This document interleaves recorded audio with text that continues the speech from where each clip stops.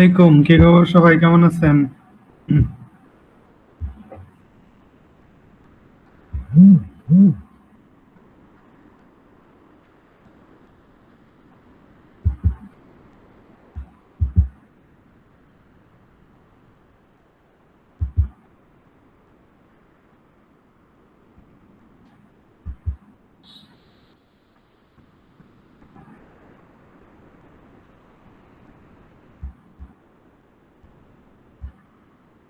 তো পরীক্ষা তো 7 তারিখ। আজকে কত, 2 তারিখ? জি স্যার। সময় তো নাই। আচ্ছা, যাই হোক, ওই যে বিষয়টা হচ্ছে যে আমাদের একটা ক্লাস এক্সট্রা নিতে হবে, মানে আমাদের এই যে ম্যাথমেটিক্স আছে তো কিছু, তো ওই ম্যাথ আসবে পরীক্ষায়, তো জি আমরা স্যার। ওই ক্লাসটা হয়তো নিতে পারি নাই। ওইটা নিয়ে আমরা শেষ করে দিই, নিয়ে তারপরে হয়তো কালকে আমি সাজেশন দিয়ে দেবো। ওই ক্লাসটা আমাদের আসলে আজকে নিতে হবে। আর এই যে আপনাদের কি দেখেন তো, ন্যাশনাল ইনকাম অ্যাকাউন্টিং এটা নিয়েছিলাম কিনা, এটা করাইছিলাম কিনা?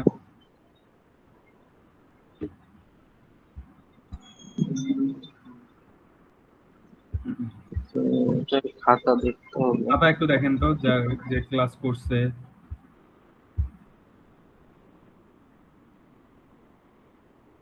আপনাদের ক্লাস তো আসলে কম হয়ে গেছে অনেক, আপনাদেরও ছুটি, আমারও ছুটি, মানে সব মিলিয়ে আর কি বেশ বাজে একটা সিচুয়েশন হয়েছিল।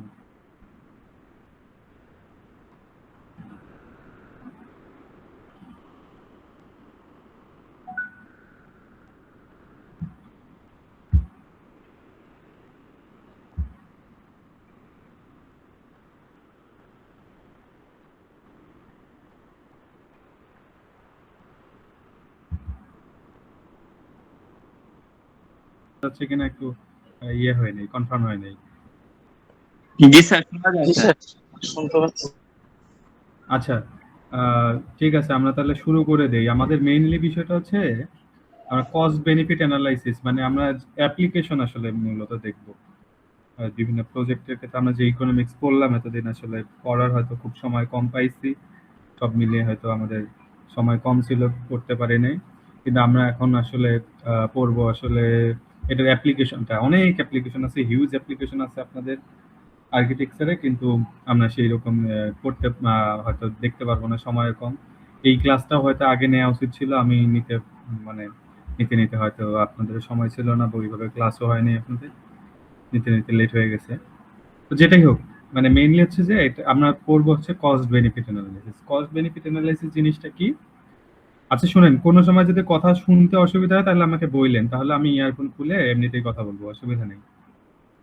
না স্যার, শোনা যাচ্ছে স্যার। আচ্ছা ঠিক আছে তাহলে।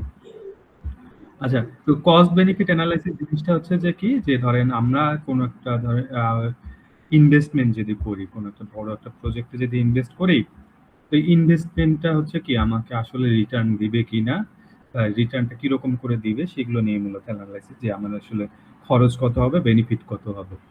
তো নরমালি হচ্ছে যে কি, কোন একটা প্রজেক্টের ক্ষেত্রে খরচ আর ধরেন হচ্ছে লাভ কতটুকু, এটা হিসাব করা একদম ইজি। ধরেন কয় টাকা খরচ করছি, কয় টাকা প্রফিট আসবে, এই অনুযায়ী এটা হিসাব করা বেশি ইজি জিনিস। কিন্তু এখানে বিষয়টা কিছুটা জটিল বা অন্যরকম ভাবে অ্যানালিসিস করা। কিরকম? যে এখানে কস্ট বেনিফিট অ্যানালিসিস মূলত বলতে বোঝানো হবে যে আমরা কস্ট বেনিফিট অ্যানালিসিস বলতে ওই কস্ট আর বেনিফিটেরই হিসেব করব, কিন্তু এটা আর কি বিভিন্ন উপায়ে, অন্য উপায়। ধরেন আপনাদের যে ইয়ের ক্ষেত্রে, আর্কিটেকচারের ক্ষেত্রে অনেক বিল্ডিং টিল্ডিং তৈরি করবেন, অনেক ধরেন আশেপাশের অনেক কিছু আপনাদের কি করতে হবে, ডিজাইন করতে হবে, স্ট্রাকচার ডিজাইন করতে হবে, বিল্ডিং, ব্রিজ, আদার্স অনেক কিছু ডিজাইন, স্ট্রাকচার ডিজাইন করতে হবে। তো এটার উপর বেসিস করে ধরেন একটা কোনো একটা প্রজেক্ট দাঁড় করানো হলো। আর দাঁড় করায় হচ্ছে কি, সেটা আবার হচ্ছে কি, যে ধরেন অল্প সময়ের জন্য এই প্রজেক্টটা না, ধরেন একটা 15 বছর 20 বছর মেয়াদি একটা প্রজেক্ট। ধরেন 15 আর 20 বছর মেয়াদি, যদি ধরেন 20 বছর মেয়াদি একটা প্রজেক্ট ধরলাম, 20 বছর মেয়াদি প্রজেক্টে ধরেন আমাদের এই সময় হচ্ছে কি, আর ধরেন 20 লাখ টাকা আমার 20 লাখ টাকা ইনভেস্ট করবো আমি। আর 20 লাখ টাকা যে ইনভেস্ট করব সেটা হয়তো আমি 20 বছর পরে গিয়ে হয়তো সেটা আমি কত পাবো, 20 বছর পরে গিয়ে 20 লাখ টাকা আমার 40 লাখ টাকায় পরিণত হবে। এটা হচ্ছে 20 বছর পরে গিয়ে আমি হয়তো সেই টাকাটা 40 লাখ টাকায় কনভার্ট হবে এই টাকাটা। তো এই যে 40 লাখ টাকা 20 বছর পরে গিয়ে আমি 40 লাখ টাকা হিসাব হইলো, বা 40 লাখ টাকা বেনিফিট পাবো, তো এটা কি আসলে আমাকে বেনিফিট, অ্যাকচুয়াল বেনিফিটটা শো করতেছে কিনা, সেটা আমাকে জিনিসটা বুঝতে হবে।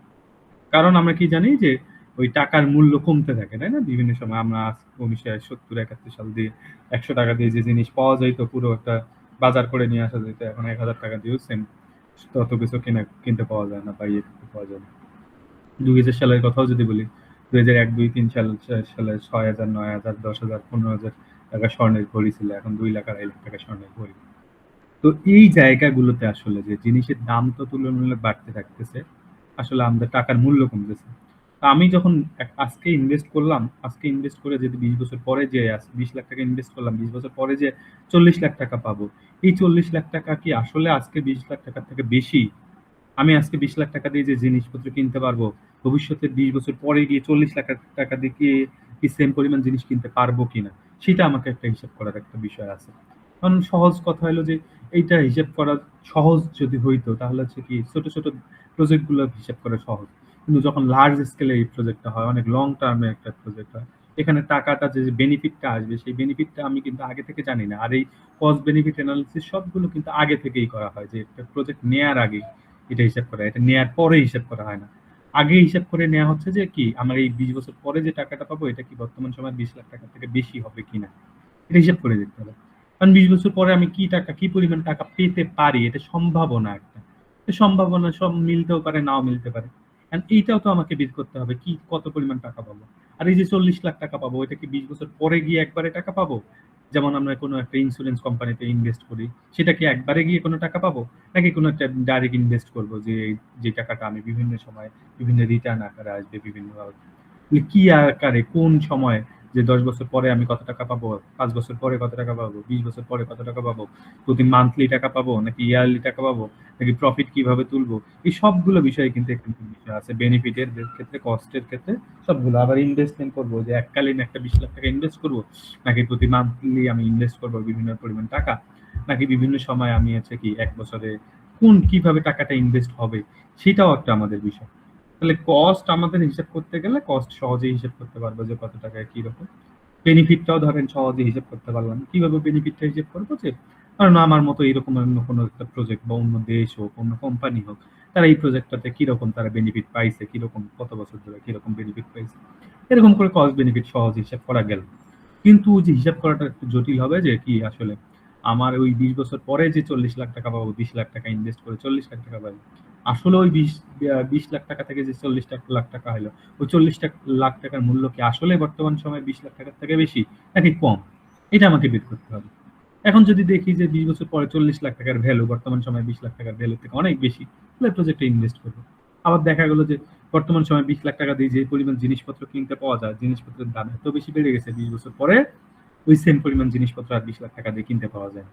ধরেন 2000 সালের কথাই ধরেন, আপনাদেরকে যদি 2005 সালে কথাই ধরেন, তখন যদি স্বর্ণের ভরি ছিল 6,000 টাকা, ধরেন কেউ আপনাকে 12,000 টাকা বা 6,000 হোক বা 15-20,000 টাকাই ধরেন স্বর্ণের ভরি ছিল। আর 20,000 টাকা যখন গোল্ডের ভরি ছিল, তখন যদি আপনাকে 40,000 টাকা কেউ ধার দেয়, ধরেন, তাহলে তখন সেই সময় আপনি কি 2 ভরি স্বর্ণ কিনতে পারতেন। কারণ 40,000 টাকাকে আপনি যদি 20 বছর পরে 80,000 টাকা দেন, তাহলে এখন কি 80,000 টাকা দিয়ে যে দেখা যাবে 1 ভরি স্বর্ণও কিনতে পারবেন। তার মানে হচ্ছে কি আপনি ওই সেই সময় হচ্ছে কি আপনি 20,000 টাকা 40,000 টাকা ধার নিলেন বা দিলেন আপনি কাউকে, আপনাকে 20 বছর পরে তার ডাবল টাকা ফেরত দিল। তবুও দেখা গেল যে আপনার ওই ডাবল টাকার মূল্যটা বর্তমান সময়ের সেই সময়ের মূল্য হিসেবে তুলনামূলক কম। তাহলে আপনার ওই প্রজেক্ট গুলোতে ইনভেস্ট করা ঠিক হবে কি হবে না, সেইটা আপনাকে এটা বের করতে হবে যে আসলে কিরকম ওই 20 বছর পরে যে টাকাটা পাবো ওইটার আসলে বর্তমান মূল্য কত, বর্তমান সময়ের সাথে আমার কম্পেয়ার করতে হবে। বুঝতে পারছেন? নাহলে বর্তমান সময় ইনভেস্ট করে লাভ নাই, ওই প্রজেক্টটাতে লস হবে তুলনা। আবার আরো কিছু বিষয় আছে কি, যে বেনিফিট এখানে আছে। বেনিফিটটা আমরা যেটুকু দেখি শুধুমাত্র এরকম বেনিফিট না, যে বেনিফিটটা আমরা শুধু টাকার অঙ্কে হিসাব করি অনেক সময়। তো বেনিফিট টাকার অঙ্কের বাইরেও এখানে বেশ কিছু বিষয় আছে। আচ্ছা ধরেন ওই যে আপনাদের মেইন ক্যাম্পাস যে ইয়েতে ওই যে আফতাবনগরের ওইদিকে কেউ গেছিলেন আপনাদের মেইন ক্যাম্পাসে?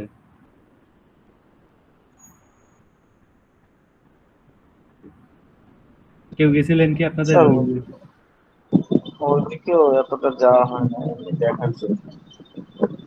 ও, আপনাদের এই যে আমাদের এই ক্লাসে দিকের তো হয়। ক্যাম্পাসের, হ্যাঁ, গ্রিন রোড ক্যাম্পাসের অনেকেই গেছে, ইভেন ওখানে আগে মান্থলি একদিন করে ক্লাস হইতো ওখানে। বুঝতে পারছেন? ও, গ্রিন রোড ক্যাম্পাসের অনেকেই গেছিল সেই সময়। দেখ, তো বেনিফিটের কথা হচ্ছে ওই জায়গাগুলোর কথা যদি বলি, ওই জায়গায় ধরেন একদম ওই যে বিল আছে না, বিলের মাঝখানে চারদিকে কোনো রাস্তাঘাট নাই, কিছু নাই। যখন প্রথম উদ্বোধন হয় তখন রাস্তা তৈরি করতেছিল আর কি, এরকম একটা অবস্থা। তারপর হচ্ছে কি সেই সময় মেইনলি হচ্ছে কি যে ভয়ঙ্কর অবস্থা, ধরেন ওইখানে যে ধরেন রাস্তা থেকে নিচে নেমে যাবে ওই রাস্তাটুকুও নেই, কানেক্টিং রোডও নেই, এখানে বাঁশের একটা সাঁকো ছিল, বাঁশের চাকু দিয়ে পারাপার হইতে হতো এরকম। তো যাই হোক, তো ওই এলাকায় যখন ইউনিভার্সিটিতে যাবে যে বা যাচ্ছে, ওই এলাকার কি হচ্ছে, রাস্তাঘাটের এখন উন্নয়ন হবে, নতুন নতুন নতুন করে রাস্তাঘাট তৈরি হচ্ছে। তারপর হচ্ছে ধরেন ওই এলাকার লোকজনের কিছু কর্মসংস্থানের সুযোগ বৃদ্ধি পাবে। তাহলে বেনিফিটটা যদি শুধু টাকার অঙ্কে যদি ধরেন সোনারগাঁ ইউনিভার্সিটির বেনিফিট সেটা যদি হিসাব করে, সেটার বাইরেও কিন্তু আরো কিছু বেনিফিট ওখানে ক্রিয়েট হচ্ছে।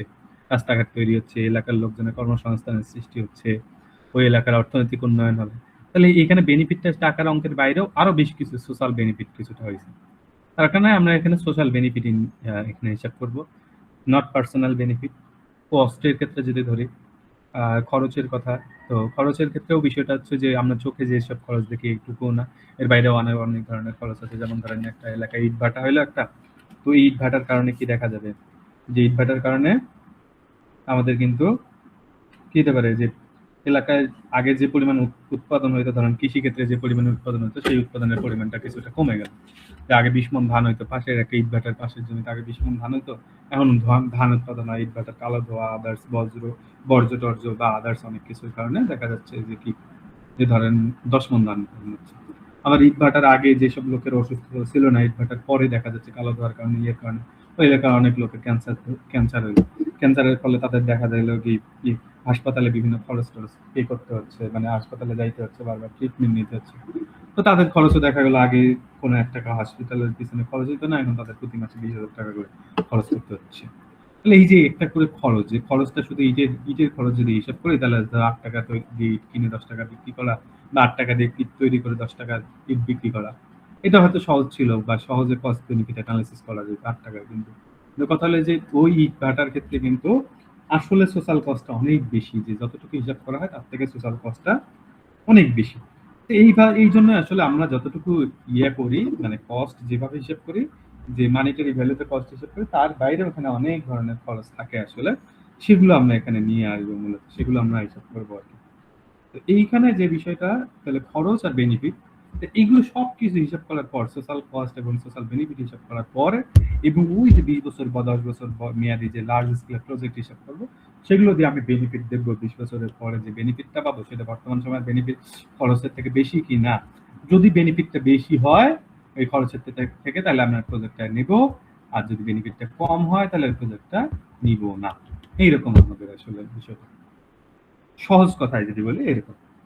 আর এখানে আরো একটা বিষয়, এই যে এই কস্ট বেনিফিট অ্যানালিসিস, এটাকে ফিজিবিলিটি স্টাডিও বলা হয় অনেক সময়। এটাকে ফিজিবিলিটি স্টাডি, আপনারা পড়ছেন ফিজিবিলিটি স্টাডি, আপনারা তো মনে হয় এগুলো করেন, ফিজিবিলিটি চেক বা ফিজিবিলিটি স্টাডি। জি স্যার, এটা করতে হয়। ফিজিবিলিটি চেক বা ফিজিবিলিটি স্টাডি করতে হয়, যে আমার ওই প্রজেক্টটা বা এই বিল্ডিংটা আসলে মানে টেকসই হবে কিনা, কতদিন ধরে টেকসই হবে না হবে, এই টাইপের জিনিস করতে হয় না আপনাদের। জি স্যার। ফিজিবিলিটি হচ্ছে সম্ভাব্যতা যাচাই করা হয়, যে দেখেন এগুলো দিয়েও সম্ভাব্যতা, ইকোনমিক সম্ভাব্যতা যাচাই করা হয়। এটা যেমন হচ্ছে দেখেন ইয়ের ক্ষেত্রে যে বিআরটি প্রজেক্টের নাম শুনছেন, বিআরটি প্রজেক্ট ঢাকায় চালু হয়েছিল। বিআরটি, এই যে যেমন এমআরটি প্রজেক্ট মানে মেট্রো রেলের প্রজেক্ট না, ওইরকম একটা বিআরটি প্রজেক্ট ছিল, বাস র্যাপিড ট্রানজিট এরকম। সেটা ছিল ধরেন এই যে এইদিকে বিমানবন্দর থেকে মনে হয় হচ্ছে যে কি বলে, আমি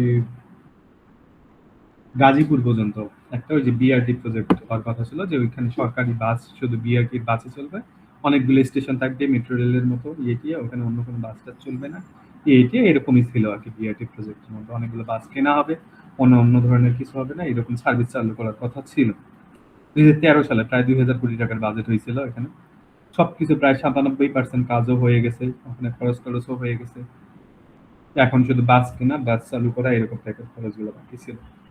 কিন্তু 2013 থেকে 2026 সালে এসে এই 13 বছরে প্রায় 3000 কোটি টাকা অলরেডি খরচ হয়ে গেছে। 2000 কোটি টাকার বাজেটের থেকে 3000 কোটি টাকা খরচ হয়ে গেছে বাড়ায় টাড়ায়।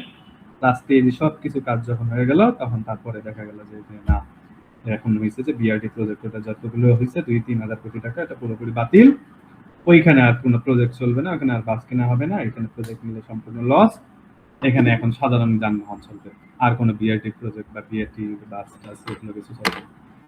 এখানে এই যে দেখেন তাহলে 3,000 কোটি টাকা নষ্ট হলো। ফিজিবিলিটি স্টাডি যদি সঠিকভাবে করতো সেই সময় বলা হয়েছে যে এখন এটা চলবে না, এটা বিভিন্ন জায়গায় এই সমস্যা তৈরি করতেছে, ওই সমস্যা, তারপরে হচ্ছে কি লোকাল বাসের সাথে কম্পিট করে টিকে থাকতে পারবে না, অমুক তমুক অনেক কিছু এখানে প্রবলেম দেখা দিচ্ছে। এইটা একটা কি, এটা ফিজিবিলিটি স্টাডি তারা করছে ভুলভাবে করছে বা দুর্নীতি পরায়ণ হয়ে করছে, এরকম একটা বিষয় ছিল, টাকা খাওয়ার জন্য, এটা একটা বিষয়। সেখানে আরো একটা প্রজেক্টের কথা বলি, যে ওই যে থেকে জামালপুর থেকে মূলত যে গাইবান্ধার একটা ঘাট, ঘাট কি যেন বলে, নামটা আমি ভুলে গেলাম, গাইবান্ধা পর্যন্ত ধরেন একটা ওই যে আগে নৌ কি ওই যে ফেরি চালু ছিল, নৌ ফেরি না একটা কিছুটা ট্রেনের মতো নাম ছিল ওটা, যাই হোক ওইটার নাম ধরেন ফেরি চালু হওয়ার কথা ছিল। তো ওটাও হয় ওই রকম 10-12 সালের দিকে বা আরো একটু পরের প্রজেক্ট, 15-16 সালের দিকের প্রজেক্ট। ওইখানে প্রায় কত 600 কোটি টাকা বাজেট হয়েছে। তো দুই দিকে ধরেন কি বলে জামালপুরেও এবং হচ্ছে ইয়েতেও আর কি মোটামুটি জামালপুর এবং হচ্ছে গাইবান্ধা দুই জায়গাতে বেশি ইনফ্রাস্ট্রাকচার ডেভেলপ হয়েছে, ইয়েটি হয়েছে, বিল্ডিং টিল্ডিং অনেক কিছু তৈরি করা হয়েছে, অনেক কিছু প্রায় 300-400 কোটি টাকা, 300 কোটি টাকা প্রায় খরচ হয়ে গেছে।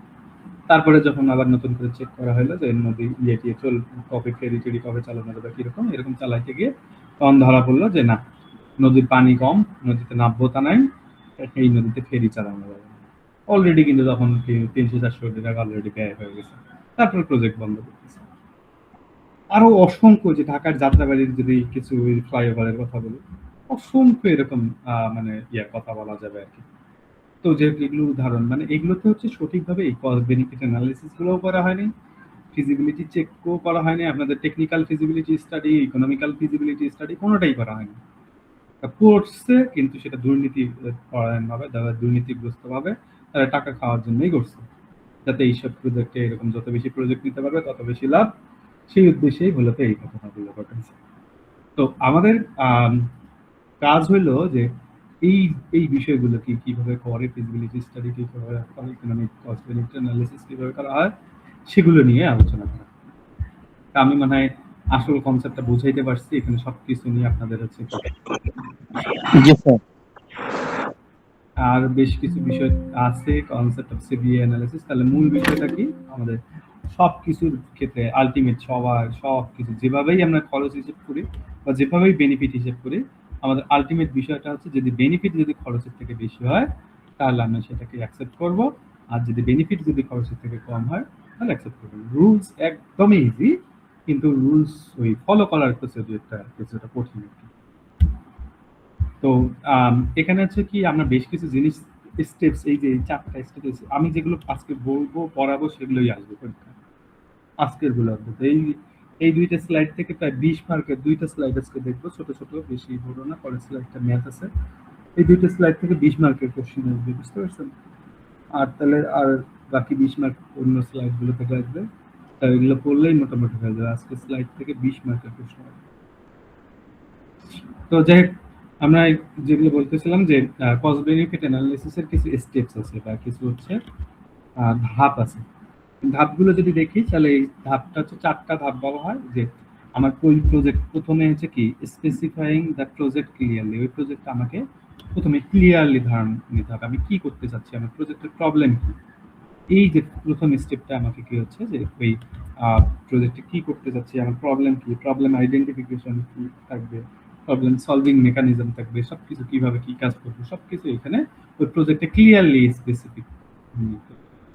তারপর হচ্ছে কি প্রজেক্টের মধ্যে সেকেন্ড স্টেপে এসে প্রজেক্টের মধ্যে কি কি ইনপুট লাগবে, কি কি আউটপুট লাগবে, কি কি জিনিস ইনপুট দিব, কোন কোন জিনিসগুলো আমার কিনতে হবে, কোন কোন জিনিসগুলো আমরা পেতে পারি, বেনিফিট কিরকম করে আসবে, সেগুলো আমাকে হিসাব করতে হবে সেকেন্ড স্টেপে গিয়ে। যে সেকেন্ড স্টেপের ডিসক্রিপশন এখানে দেওয়া আছে, কি কি ইনপুট আউটপুট, কি কি হবো বা কি কি ইনভেস্ট করতে হবে সেগুলো।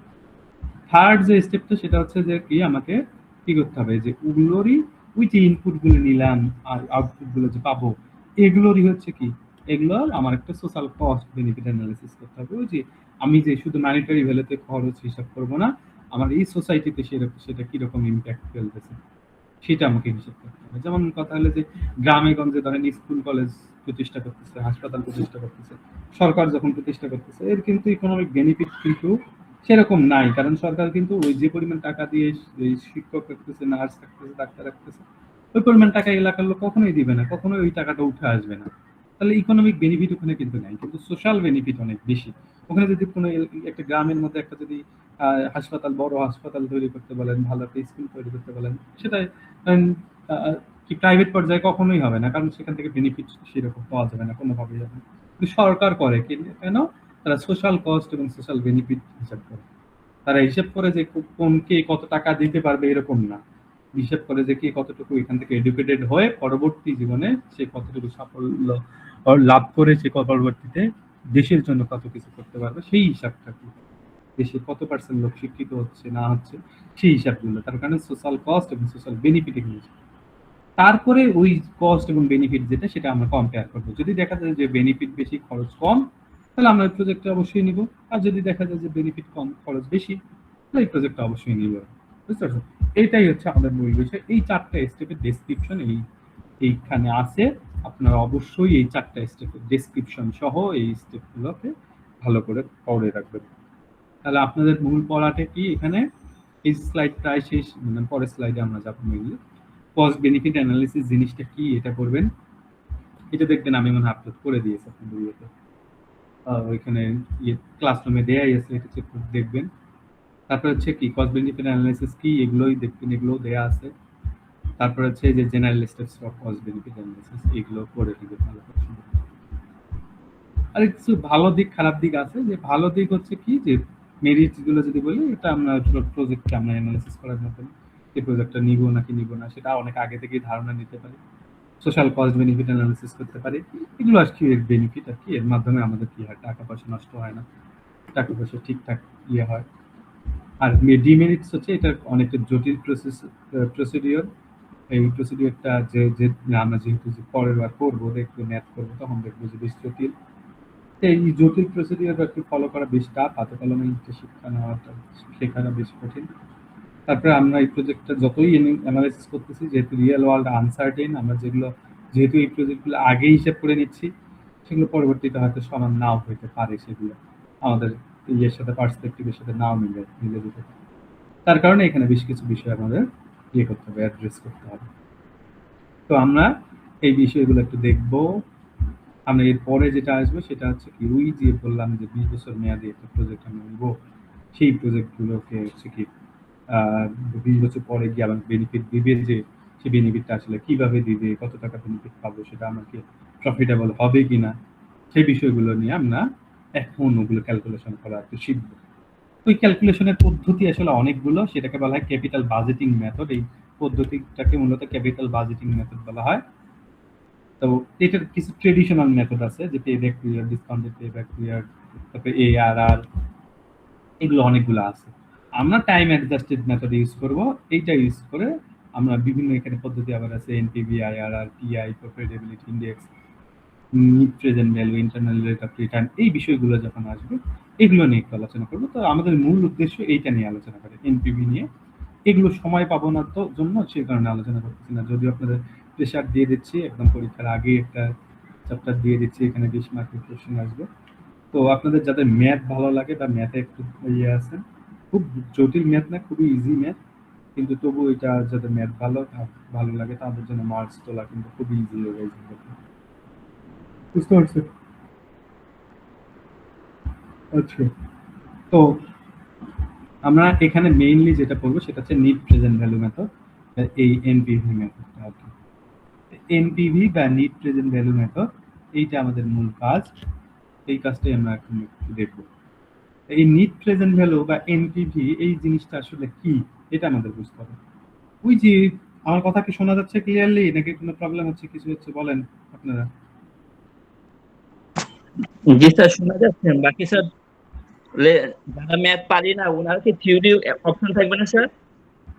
এখান থেকে তো 20 মার্কস থাকবে, বাকি তো এখানে 20 মার্কের মধ্যে ম্যাথ থাকবে মানে কত, 10 বা 15 মার্কসের ম্যাথ থাকবে, বাকি সবগুলো তো থিওরি, এবং বাকি সবগুলো আদার্স 30 মার্ক তো থিওরি হবে, 30-40 ওরা পাস করতে পারবে কিন্তু না। তো ম্যাথ, যে শুধু ম্যাথ, এখানে দুইটা লেকচার থেকে এই যে এই দুইটা শীট 10 এবং 10.1 থেকে 20 মার্কের কোশ্চেন, এখানে ম্যাথ আসবে দুইটা মনে হয়, দুইটাতে এরকম 10-12-15 এরকম থাকতে পারে। এর বাইরে হচ্ছে বাকি সব থিওরি থাকবে, ওটা নিয়ে টেনশনের কিছু নেই। আচ্ছা, তো নিট প্রেজেন্ট ভ্যালু মেথডটা হচ্ছে কিরকম, ধরেন ওই যে যেটা, আচ্ছা 1 সেকেন্ড আমি পানি খাবো, 1 মিনিট একটু।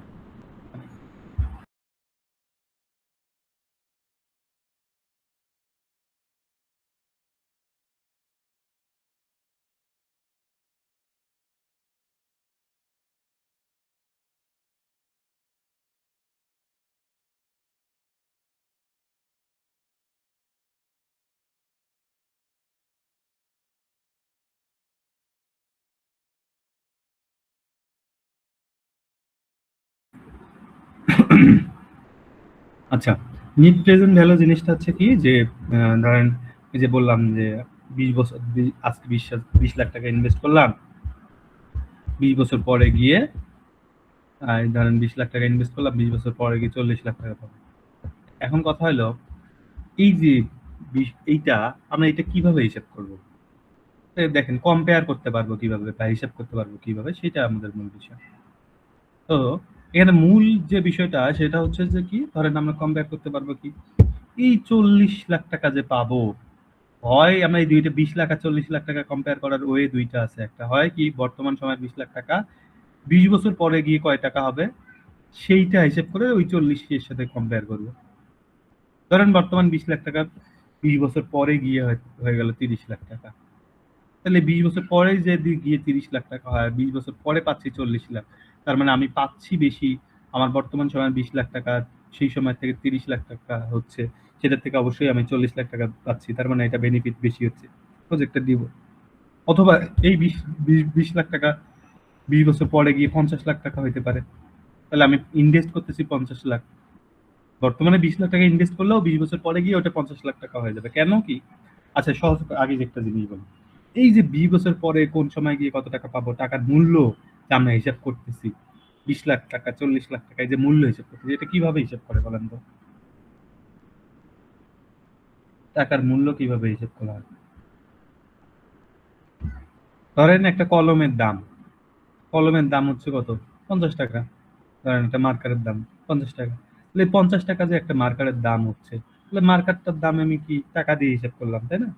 আর টাকার দাম, যে কোনো কিছুর দাম কি দিয়ে হিসাব করা যায়, মানে কিসের মাধ্যমে টাকার দাম হিসাব করা যায় বলেন তো?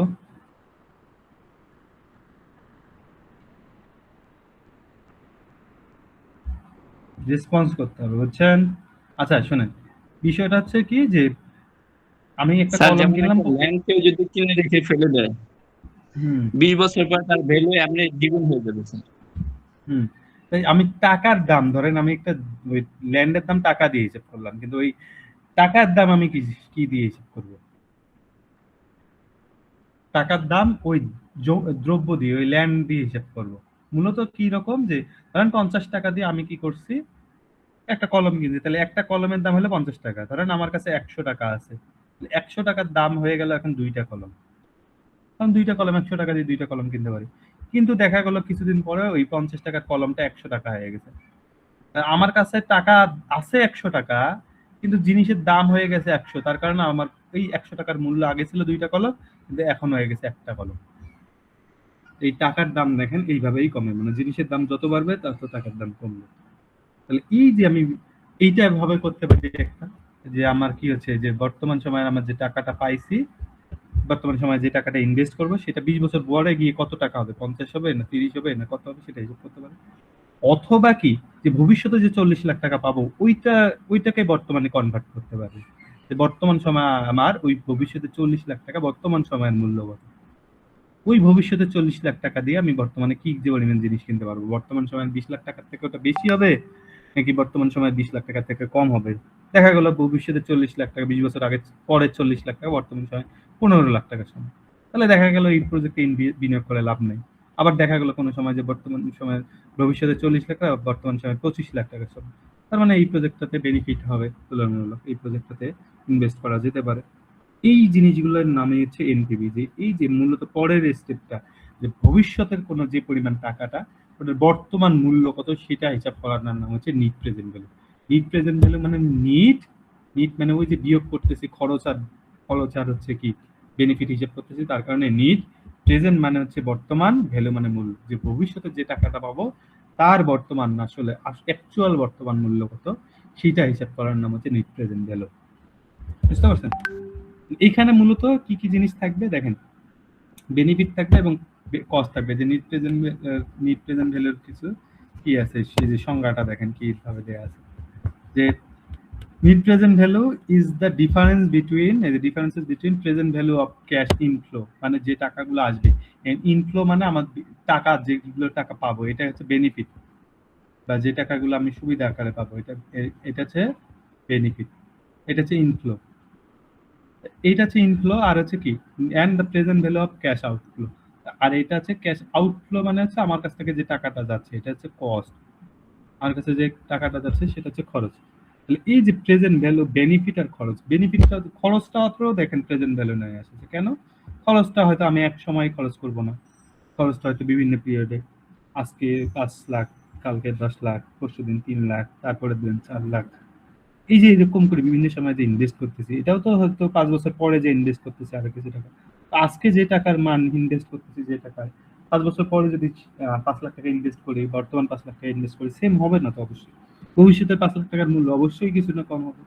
তার কারণে বেনিফিট আর হচ্ছে খরচ দুইটারই হচ্ছে প্রেজেন্ট ভ্যালু নির্ণয় করতে হবে, ভবিষ্যতের টাকাটা বর্তমান মূল্য।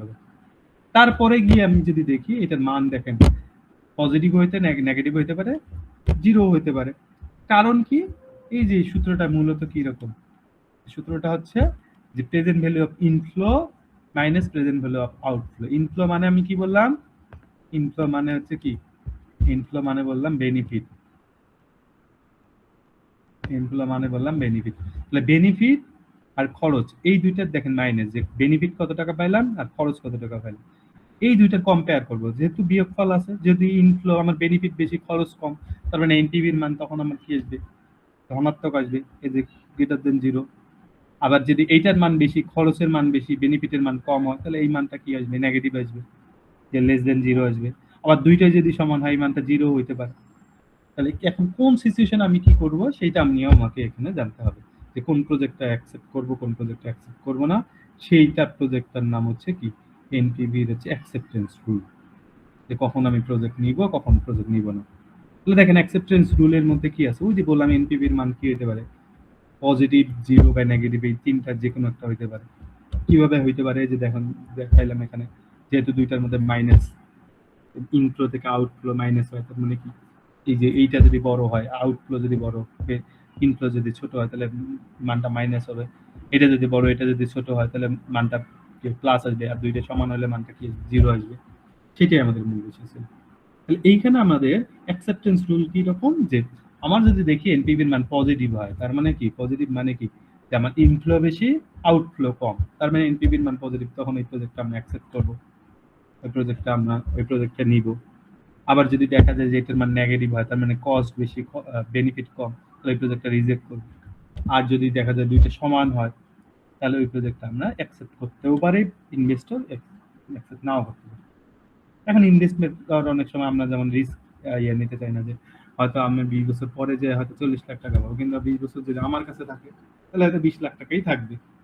এমনিতেও টাকার মূল্য কমবে, এমনিতেও তাহলে 20 লাখ টাকা দিয়ে টাকার মূল্য যতটুকু কমে, 40 লাখ টাকা থাকলে তাও ঠিক আছে, কিছু তাহলে বাড়বে। তো তখন ওইটা অ্যাকসেপ্ট করতে পারে তারা কিছু পরিমাণ, যে এনপিভির মান যদি জিরো সমান হয়, তখন may or may not accept the project. এটা ডিসিশন হচ্ছে ইনভেস্টর। এইটা হচ্ছে ডিসিশন মেকিং ক্রাইটেরিয়া বা অ্যাকসেপ্টেন্স রুল। আর হচ্ছে এই যে এইগুলো হচ্ছে সূত্র এনপিভি থেকে। তাহলে এই যে নিট প্রেজেন্ট ভ্যালু আপনাদের পড়তে হবে, যে নিট প্রেজেন্ট ভ্যালু জিনিসটা কি, এই যে এগুলো সবগুলো পড়বেন, পড়ার পর অ্যাকসেপ্টেন্স রুলটাও খুব ভালো করে পড়বেন। এইটা এইটা এই যে এই স্লাইডের এইখান থেকে নিচ পর্যন্ত প্রতিটা, এই পেজ থেকে নিচ পর্যন্ত প্রতিটা স্লাইড আপনারা খুব ভালো করে পড়বেন, প্রতিটা স্লাইড পড়বেন। এখন আমরা এই যে হিসাবের দিকে যাব, ক্যালকুলেশনের দিকে যাব, রান্নার দিকে যাব। সেই বিষয়টা হচ্ছে কিরকম, ম্যাথের দিকে যাব এরকম যে আমার প্রজেক্ট গুলোকে এখন অ্যানালাইসিস করবো, একটু সহজ, খুব সহজ পদ্ধতিতে অ্যানালাইসিস করবো, যাতে আমার এই প্রজেক্ট আইডিয়া থাকতে পারে। আচ্ছা বলেন, কারো কোনো সমস্যা হচ্ছে বুঝতে বা অসুবিধা হচ্ছে কোনো প্রকার বা কিছু?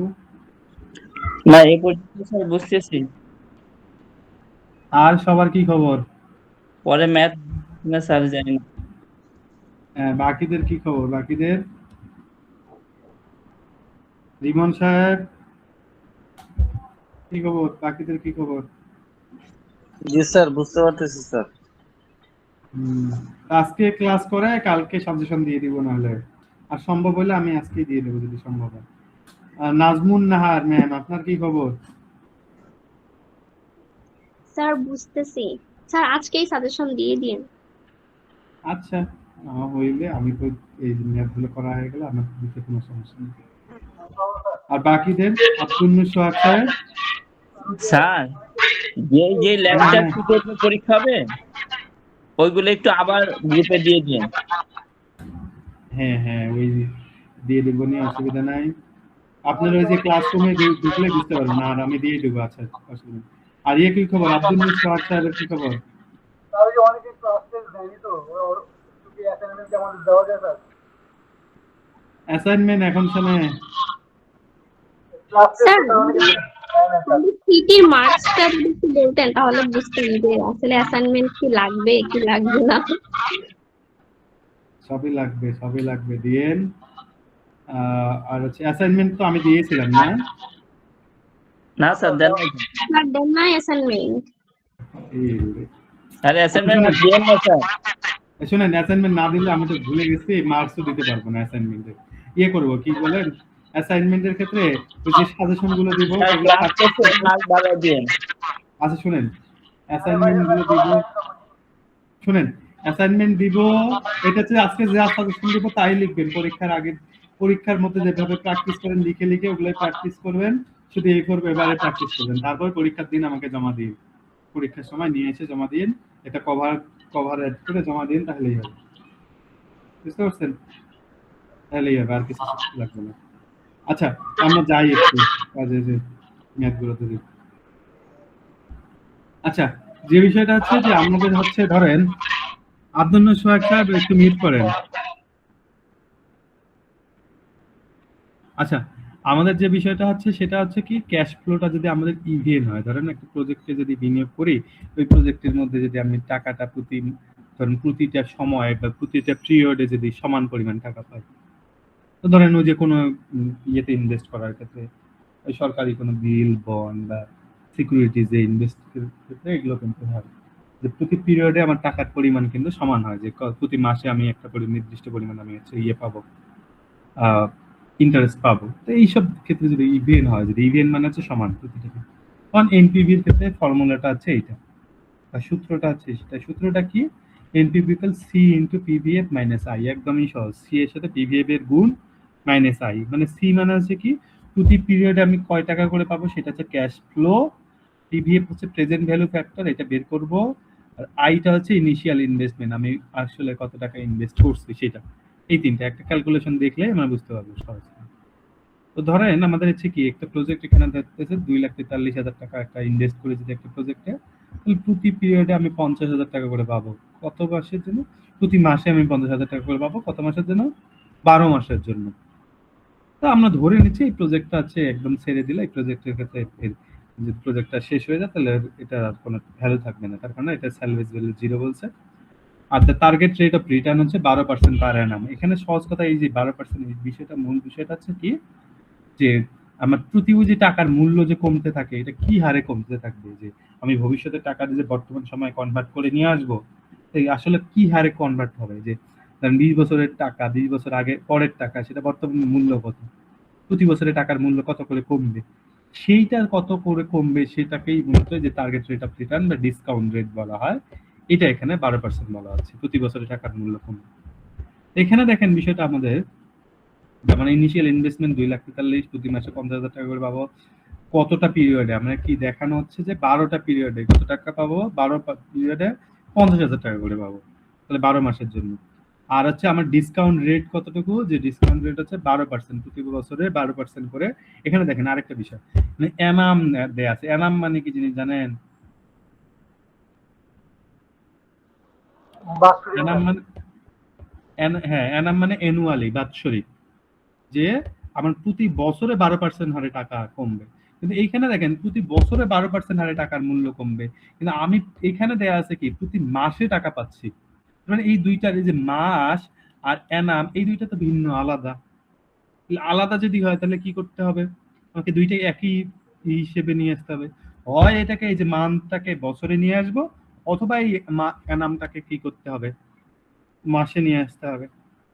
এই যে এইটার জন্যই আমরা যেহেতু প্রতি বছরে 12% কমবে, তাহলে প্রতি মাসে কত টাকা করে কমবে, এই যে 12% ভাগ, সেই কারণে প্রতি মাসে যে বিকজ অফ মান্থলি ক্যালকুলেশন, প্রতি মাসেটা কত টাকা করে কমবে সেইটা দিয়ে, তাহলে 12% ভাগ 12, এখানে যদি ডিসকাউন্ট রেটটা 24% দেওয়া থাকতো, তাহলে আমরা কি 24 ভাগ 12 দিতাম। যদি থাকতো 36, যদি থাকতো 28, যদি থাকতো 20, তবু 12 দিয়ে ভাগ করতাম। কেন? আমরা কি ওই 12 মাসের ক্যালকুলেশন করতে চাচ্ছি। তাহলে এই যে দিয়ে ভাগ করলে পাইলাম 1%, 12% ভাগ 12, 1% পাইলাম। আর 1% মানে কত? এটাই হচ্ছে যে, এটার মানে হচ্ছে আর, যে কি হারে আমার টাকার মূল্য কমতে থাকবে। আর 1% কে যদি ভাঙি, তাহলে আমাদের হচ্ছে কি 1% মানে হচ্ছে 1/100, কোনো পার্সেন্টেজ কে ভাঙাইলে 100 দিয়ে ভাগ করতে হয় জানি। আর 1/100 করলে 0.01 মান আসে। বুঝতে পারছেন? এটা হচ্ছে ওই 1% এর মান হচ্ছে 0.01। সেটাই। তো এখান থেকে আমাদের পিভিএফ বের করতে হবে। প্রেজেন্ট ভ্যালু ফ্যাক্টর বলা হচ্ছে। প্রেজেন্ট ভ্যালু ফ্যাক্টর জিনিসটা কি?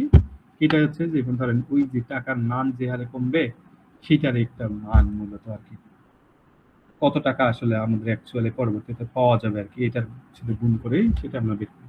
তাহলে এটার সূত্রটা হচ্ছে 1 plus R to the power minus N divided by r. N হচ্ছে সময়, কতটা পিরিয়ড, এন হচ্ছে নাম্বার অফ পিরিয়ডস। আচ্ছা ওয়েট, আমার একটা ফোন আসছে, এক সেকেন্ড।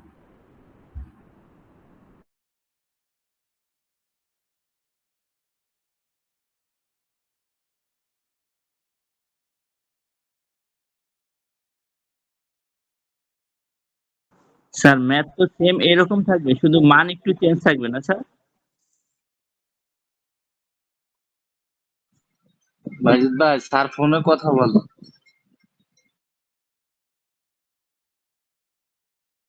জি।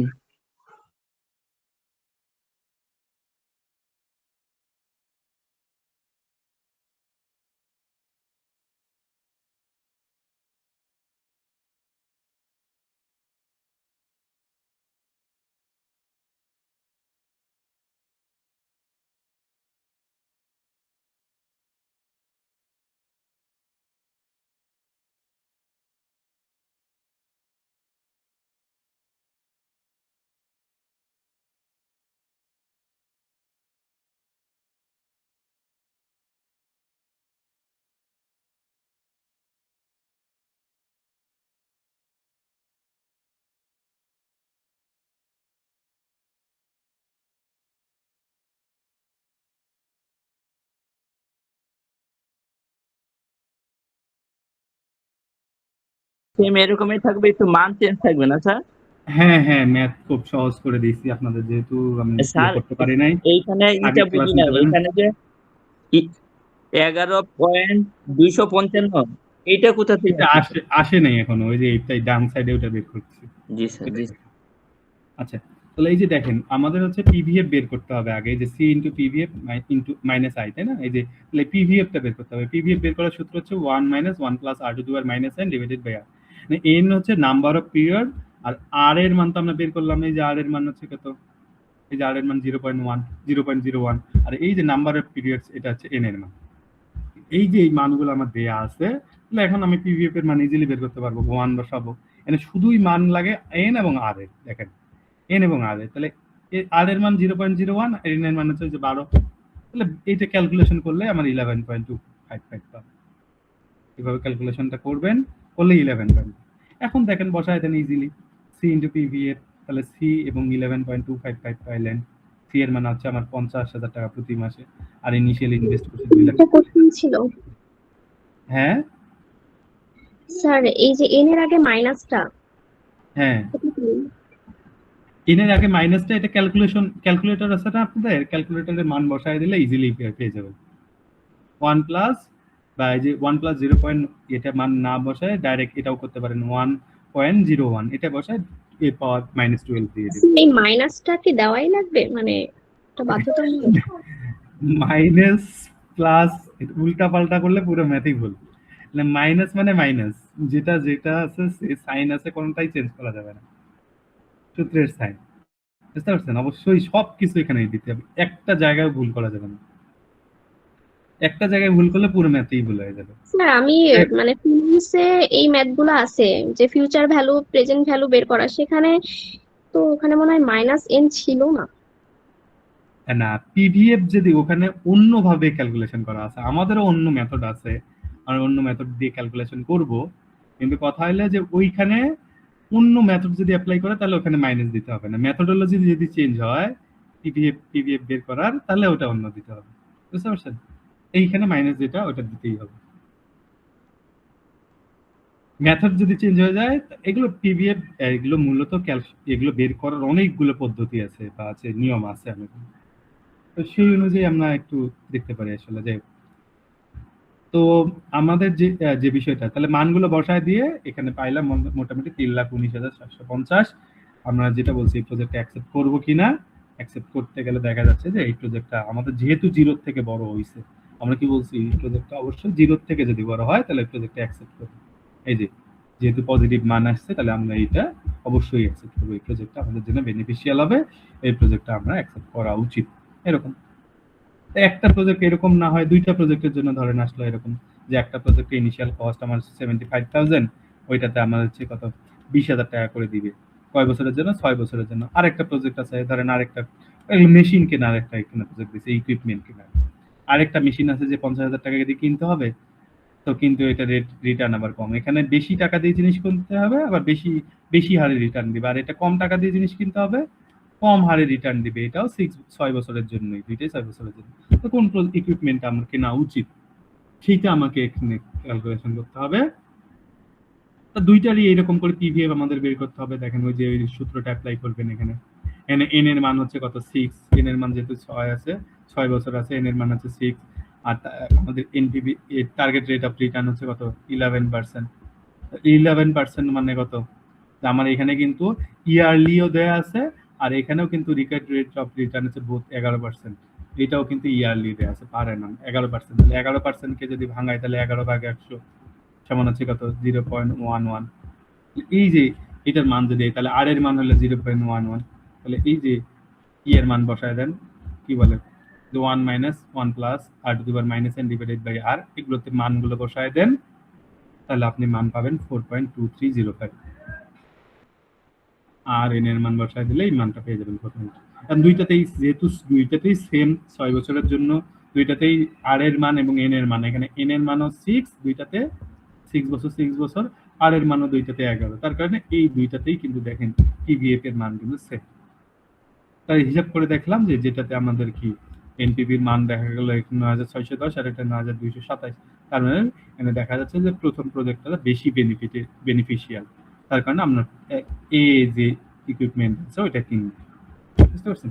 যেটা বেশি তুলনামূলক ওইটা আমরা অ্যাকসেপ্ট করব। এখানে দেখা যাচ্ছে যে উল্টাটা হইতে পারে, আপনাদের মান এখানে আমরা দেখালাম পজিটিভ মান আসছে, কোনো কারণে যদি মাইনাস মান আসে তাহলে নেগেটিভ, তখন দেখাবেন যে এই প্রজেক্টটা আমরা অ্যাকসেপ্ট করা উচিত না, বুঝতে পারছেন? এইটা হচ্ছে আমাদের মূল বিষয়। তো আমাদের হচ্ছে যে কি ক্যাশ ফ্লোটা এখানে হলো যে আমাদের ইভেন যদি হয় তাহলে, এখন যদি ক্যাশ ফ্লোটা যদি আনইভেন হয় কোনো কারণে, ক্যাশ ফ্লোটা যদি আনইভেন হয় বলতে এরকম যে আমাদের যদি এই টাকাটা কোন সময় কত টাকা পাবো এটা যদি ঠিকঠাক না থাকে, ধরেন কোন একটা পিরিয়ডে, ধরেন 20 বছরের মেয়াদি প্রজেক্ট, কোনো বছর তাহলে 5 লাখ, কোনো বছর 2 লাখ, কোনো বছর 1 লাখ, কোনো বছর 10 লাখ, এরকম করে যদি কোনো টাকা পরিমাণ পাই, তো সেই টাকাটা ইভেন তো না, সমান তো না, প্রতি পিরিয়ডে আমাদের টাকার পরিমাণ তো সমান না, তখন এই ইয়ের ক্ষেত্রে ক্যাশ ফ্লোটাতে আমাদের কি করতে হবে, এই সূত্রটা অ্যাপ্লাই করতে হবে। এই সূত্রটা কিরকম, যে এই যে C1, এটাও ওই সি এর মতো উপরেটাই, যে ক্যাশ কত টাকা করে প্রতি পিরিয়ডে কত টাকা পাচ্ছি, যে C1 বলতে ফার্স্ট পিরিয়ডে কত টাকা, C2 বলতে সেকেন্ড পিরিয়ডে, C3 বলতে থার্ড পিরিয়ডে, Cn মানে n তম পিরিয়ডে, মানে যদি n এর মান বছর হয় তাহলে প্রথম বছর, দ্বিতীয় বছর, তৃতীয় বছরে এবং n তম বছরে গিয়ে কত টাকা এটা। আর এখানে আগের যেটাতে আর ইউজ করছে এটা এখানে কে হয়ে গেছে। এই 1 plus K to the power square এটা প্রথম বছরের জন্য, দ্বিতীয় বছরের জন্য স্কয়ার হয়ে গেছে n এর মান এখানে c2 বলতে নিচে উপরে c এর পাওয়ার যত, এখানে নিচে পাওয়ার তত, এখানে বেস যত, এখানে পাওয়ার তত হয়ে যাবে। c3 বলতে থার্ড পিরিয়ডে আমার কত টাকা। এটার কারণ কি এটা দেখেন, এর কারণ হচ্ছে যে পাওয়ারটা নিচে 1 প্লাস কে টু দি পাওয়ার এটা কেন এরকম হচ্ছে, এটার পাওয়ারটা এরকম যে প্রতি বছরে তো আমার টাকার মান কমছে। ধরেন আজকে 100 টাকা পাইলাম, 100 টাকা হচ্ছে 1 বছর পরে গিয়ে এটার মান হয়ে গেল 90 টাকা। তারও 1 বছর পরে এই 90 টাকাতেই তো ধরেন 100 টাকা 10% আমার মান কমে গেছে, এটা হয়ে 90 টাকা হয়েছে। তারপরের বছর গিয়ে এই 90 টাকার আবার মান কমবে, এই 90 টাকার আবার ধরেন 10% কমলো। 90 টাকা যদি 10% কমে দেখা যাচ্ছে কি আপনার হয়ে গেল কত 81 টাকা। আবার দেখা গেল এই তারপরের বছর পেয়ে গিয়ে আবার এরও 10% কমবে, তখন এই 10% কত 8.1 টাকা কমে গেলে যত টাকা হয় ধরেন 75 টাকা বা 76 টাকা, যেটাই হোক 76 টাকা, 76.9 বা যেটাই হলো। তাহলে এই যে এত টাকা পরিমাণ কমতে থাকবে, এইগুলোর কারণে যে প্রতি বছরে তো একটা পরিমাণ করে কমতে থাকবে ওই টাকার উপরে, এই 90 টাকার উপরে আবার 10% কমবে, এই 81 টাকার উপরে আবার 10% কমবে। এই যে এই কারণে এটার পাওয়ার গুলো এরকম করে দেওয়া হয়েছে 1 plus K to the power 1 1 plus K to the power 2 এরকম। তারপরে এবং এই যে লাস্টে যেটা সি নট এটা হচ্ছে ইনিশিয়াল ইনভেস্টমেন্ট। আমার আগের বার এটা ছিল আই, এবার হয়ে গেছে ইনিশিয়াল ইনভেস্টমেন্ট সি নট। আমরা অ্যাকচুয়ালি প্রথম পিরিয়ডে কত টাকা খরচ হয়েছে সেটা এখানে মাইনাস করে দিয়েছি, বুঝতে পারছেন? এটা এখানে মাইনাস করে দেওয়া আছে এখানে, যদি ক্যাশ ফ্লোটা আনইভেন হয়। এটা তখনকার সূত্র হচ্ছে এটা। এটা হচ্ছে প্রথম বছরের টাকার পরিমাণ, দ্বিতীয় বছরের টাকা কত টাকা পাইছি এগুলো পাওয়ার পরিমাণ, বেনিফিটের পরিমাণ। আর এই যে কে হচ্ছে কি কি হারে টাকার মানটা কমতেছে, কি হারে আমার টাকার মান কমতেছে সেটা। আর সি নট হচ্ছে ইনিশিয়াল ইনভেস্টমেন্ট। এন এর মান হচ্ছে কত, এন হচ্ছে কোনটা যে সময়, পিরিয়ড, কত পিরিয়ডে। এইটুকু জিনিস বুঝেন তারপরে এগুলো বুঝতে পারবেন। তো ধরেন এখানে হচ্ছে কি একটা প্রজেক্ট, এখানে একটা এক্সাম্পল দেখি। ধরেন একটা প্রজেক্ট হচ্ছে আমার কি 2500 টাকা ধরেন ইনিশিয়াল ইনভেস্টমেন্ট হয়েছে, এবং ওই ইনভেস্টমেন্ট থেকে প্রথম বছরে হচ্ছে 900 টাকা, দ্বিতীয় বছরে 800, তৃতীয় বছরে 700, চতুর্থ বছরে 500, পঞ্চম বছরে গিয়ে 600, চতুর্থ বছরে 600, পঞ্চম বছরে গিয়ে 500 টাকা পাবে। এবং এটা 5 বছর ধরে চলতে থাকবে এই প্রজেক্ট। তো এই 5 বছর ধরে চলতে থাকলে এবং হচ্ছে আমাদের ধরা যাচ্ছে যে 10% হারে টাকার মূল্য কমতে থাকবে। তাহলে ওই যে কে এর মান আগে আর এর মান ছিল বের করছি, এখন কে এর মান ওই যে 10% মানে 10 ভাগ 100 ভাগ করলে কি 0.1 আসে। এই যে মান যে পাইলাম এই অনুযায়ী আমরা এখন এটা হিসাব করবো, এনপিভির মান আমরা হিসাব করবো।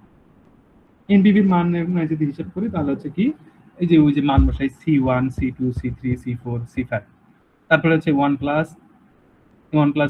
কে কে টু দি পাওয়ার 1 মানে কোনো কিছু নাই মানে 1, তারপরে হচ্ছে কি 1 plus K to the power 2 1 plus K to the power 3 K to the power 4 1 plus K to the power 5 এরকম করে। আর এটা ইনিশিয়াল ইনভেস্টমেন্ট সি নট এর মান 2500। এইটা যদি হিসাব করি তাহলে আলটিমেটলি এই যে এই লাইনটা হয়তো না বুঝতে পারেন, ওইখানে পিভিএফ এর মান একভাবে হিসাব করছি, এইখানে পিভিএফ এর বের করার মান আসলে এই যে 1/1 plus K to the power n, এইটা বের করার আরেকটা সূত্র, মানে ইভেন হলে একটা পিভিএফ এর মান বের করার একটা সূত্র, আনইভেন হলে পিভিএফ এর মান বের করার একটা সূত্র। এইটা অ্যাপ্লাই করে করতেও পারেন অথবা এই লাইনটা বাদ দিয়েও দিতে পারেন। এই লাইনটা একটু জটিল লাগতে পারে, এই লাইনটা বাদ দিয়ে পরের লাইন থেকে করতে পারেন। এই লাইনটা বাদ দিলে আসলে যে এটা কি করছে ধরেন এই যে একটা এক সেকেন্ড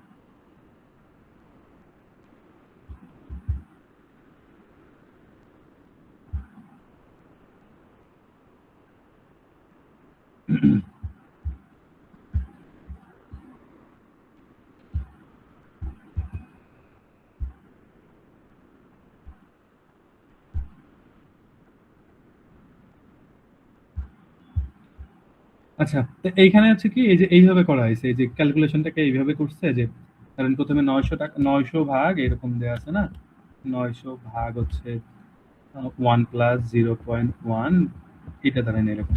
এখানে এইভাবে ক্যালকুলেশন করছে 900 ইনটু 1 ভাগে যে 900টার সামনেরটা এটা চলে গেল, উপরে এখন কি থাকলো 1 থাকলো, যে গুণ আকারে আছে 1 প্লাস 0.1।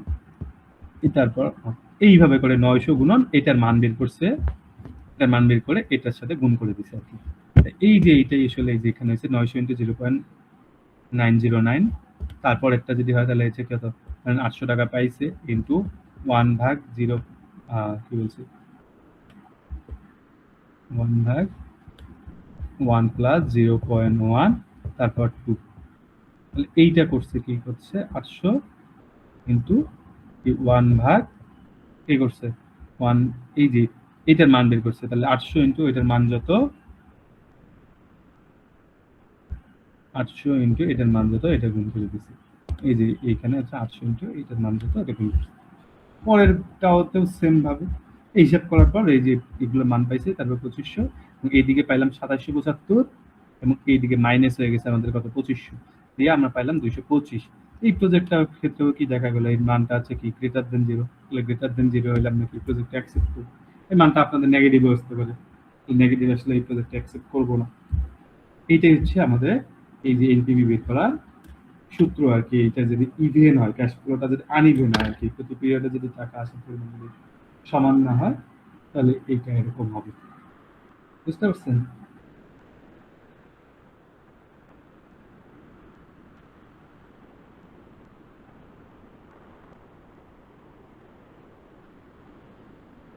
আচ্ছা, এখানে কারো সমস্যা আছে কোনো বলেন?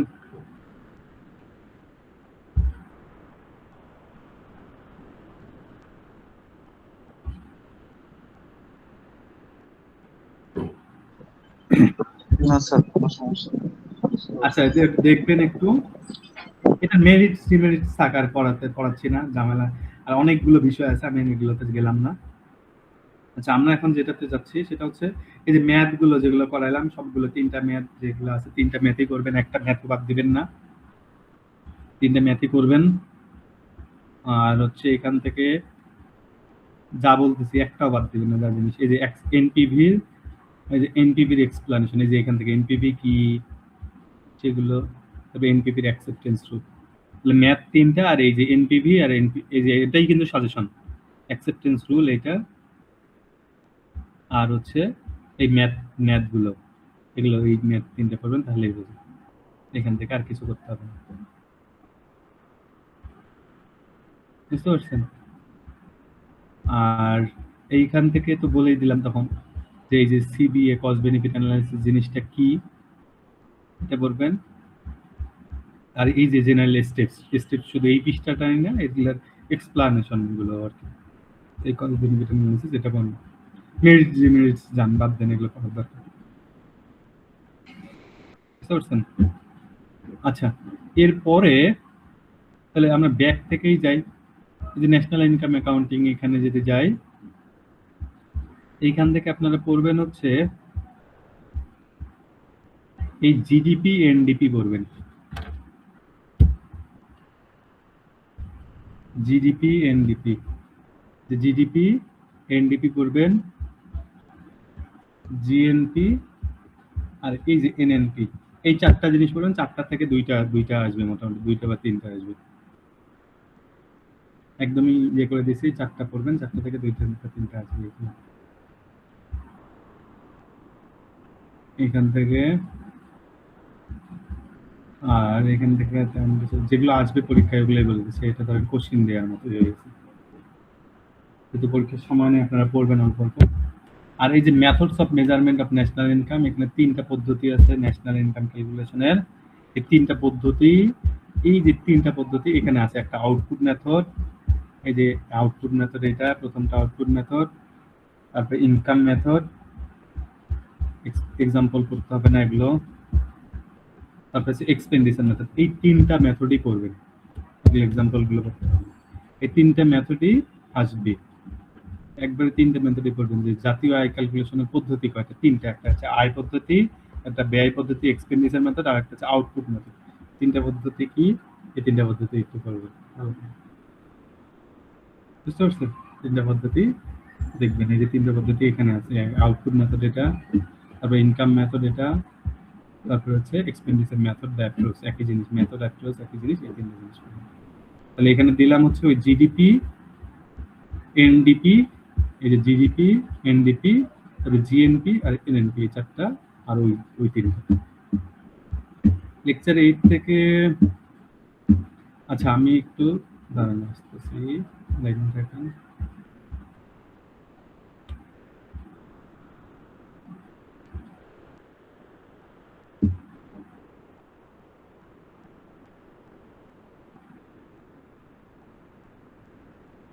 এখান থেকে মূলত করবেন আপনারা এই যে স্কোপ বা subject matter of macroeconomics, এটা করবেন।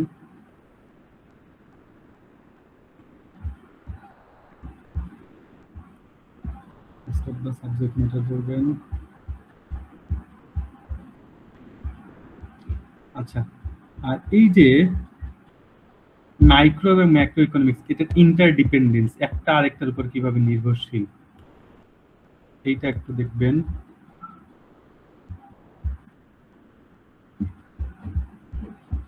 সহজ করে, এটা ছোট করে করে দিন। আর মেজর ম্যাক্রো ইকোনমিক প্রবলেমস এর মধ্যে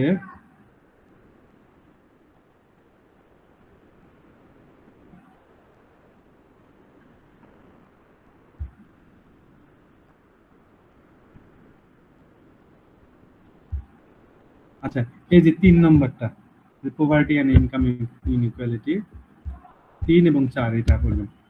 মেজর ম্যাক্রো ইকোনমিক প্রবলেমস এরও সবগুলো দিলাম না, যে 3 এবং 4 বলবেন। 3, 4, আর এখানে দিলাম কি ম্যাক্রো আর মাইক্রো ইকোনমিক্স এর ইন্টারডিপেন্ডেন্সি, কিভাবে একটা আরেকটার উপর নির্ভরশীল, এটা করবেন। তারপরে স্কোপ বা সাবজেক্ট ম্যাটার, আর একটা হচ্ছে এই যে ম্যাক্রো ইকোনমিক্স এর যে ফাংশনস আছে, এই কয়েকটা বলবেন। এই কয়েকটা এইটা এখানে দিলাম, এইটা কি ফাংশনস অফ মাইক্রো এন্ড ম্যাক্রোর মধ্যে ম্যাক্রো ইকোনমিক্স এর ফাংশনস গুলো কি কি, স্কোপ বা সাবজেক্ট ম্যাটার গুলো কি কি, এটা। আর এই যে ইন্টারডিপেন্ডেন্স, একটা আরেকটার উপর কিভাবে নির্ভরশীল, সেটা। আর এখানে বলবেন যে পভার্টি এন্ড ইনকাম ইনইকুয়ালিটি আর ইকোনমিক গ্রোথ, এই চারটা। এটা এই লেকচারের শেষ, লেকচার 8 এর শেষ। আর লেকচার 7 এর ক্ষেত্রে এইখানে একটু ইয়ে আছে আর কি,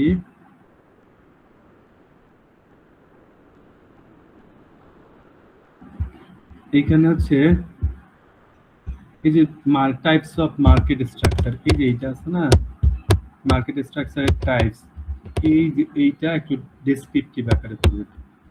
বইয়ে আর কি এগুলো ডেসক্রিপশন আছে, আমি বলছি, কিন্তু কথা হলো যে এগুলো তো এখন হয়তো আপনার বই টই পড়েনও না, বই পড়তেও পারবেন না। এটা হচ্ছে চ্যাট জিপিটিতে দিয়ে এর একটু ডেসক্রিপশন, সবগুলো নিয়ে কিভাবে এটা আসলো, এটা একটু ডেসক্রিপশনটা বলবেন, যে কম্পিটিশনের উপর বেসিস করে মার্কেটকে কি কয় ভাগে ভাগ করা যায়, এগুলো নিয়ে একটু বলবেন, এটা বলবেন। আর একটা হচ্ছে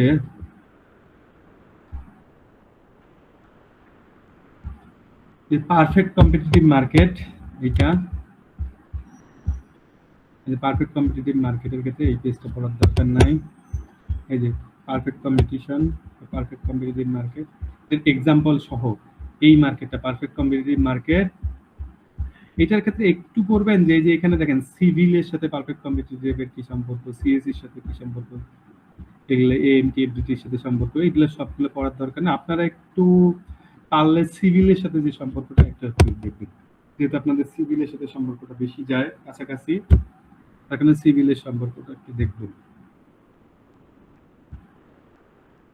পারফেক্ট কম্পিটিটিভ মার্কেটটা পড়লেন, আর এগুলো সব করতে হবে না, জান আমি একদম পরীক্ষায় যা আসবে সেগুলোই দিয়ে দিচ্ছি আপনাদের। আর পড়বেন পারফেক্ট কম্পিটিটিভ আর অলিগোপলি। অলিগোপলি মার্কেট কি জিনিস, অলিগোপলি মার্কেটের সাথে সিভিল ইঞ্জিনিয়ারিং এর সম্পর্ক কি, এটা তাহলে অলিগোপলি মার্কেট কি, এক্সাম্পল কয়েকটা, এটার সাথে সিভিলের সম্পর্ক কি, এগুলো পড়লেই মোটামুটি হবে। এইগুলো বাদে এমটি এফডিটি বা আদার্স যেগুলোর সাথে সম্পর্ক, ওগুলো পড়ার দরকার নেই। তাহলে এখান থেকে দিলাম কি কি, যে মার্কেটের, আচ্ছা এখানে একটু মার্কেটের ডেফিনিশনটা পড়বেন। মার্কেটের ডেফিনিশন পড়বেন, টাইপস অফ মার্কেট স্ট্রাকচার এটা পড়বেন, তারপর পারফেক্ট কম্পিটিশন এটা পড়বেন, পারফেক্ট কম্পিটিশনের সাথে সিভিল ইঞ্জিনিয়ারিং এর কি সম্পর্ক এটা একটু পড়বেন। তারপরে একবারে ডাইরেক্ট চলে যাবেন অলিগোপলি। অলিগোপলি কি জিনিস, এটার কয়েকটা এক্সাম্পল, তারপরে এটার সাথে সিভিলের কি সম্পর্ক, এটা। এই যে এই জায়গাগুলো থেকে 5টা কোশ্চেন আসবে, এটা মোটামুটি আপনাদের সাজেশন শেষ। কারো কিছু বলার থাকলে এবার বলেন।